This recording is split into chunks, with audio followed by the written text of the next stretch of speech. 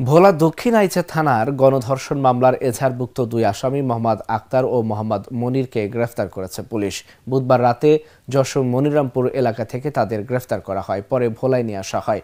বৃহস্পতিবার দুপুরে জেলা পুলিশ সুপারের কার্যালয়ে এক প্রেস ব্রিফিংয়ে অতিরিক্ত পুলিশ সুপার আসাদুজ্জামান জানান, দক্ষিণ আইচা থানার ঢালচর ইউনিয়নের এক নারীকে গত বছরের 6 মার্চ মধ্যরাতে ধর্ষণ করে।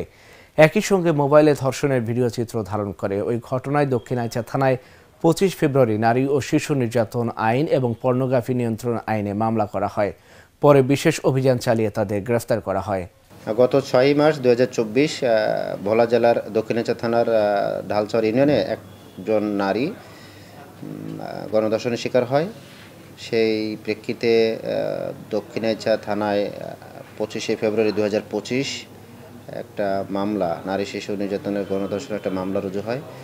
আমরা এই মামলার তদন্তের প্রেক্ষাপটে অভিযান পরিচালনা করিয়া 2 জন আসামিকে অলরেডি অ্যারেস্ট করে কোর্টে সোপর্দ করেছি। তারা 164তে জবানবন্দি দিয়েছে।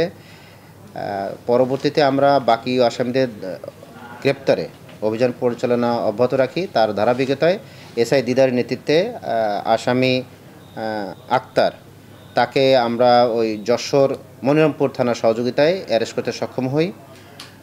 আরেকটি পৃথক অভিযানে নারায়ণগঞ্জের রূপগঞ্জ থেকে আমরা মনির নাম করে একজন 5 নম্বর আসামি, তাকে আমরা অ্যারেস্ট করতে সক্ষম হয়েছি। এই সংক্রান্তে আরও যে অভিযুক্ত রয়েছে তাকে আমরা অ্যারেস্ট করার জন্য অভিযান পরিচালনা অব্যাহত রেখেছি।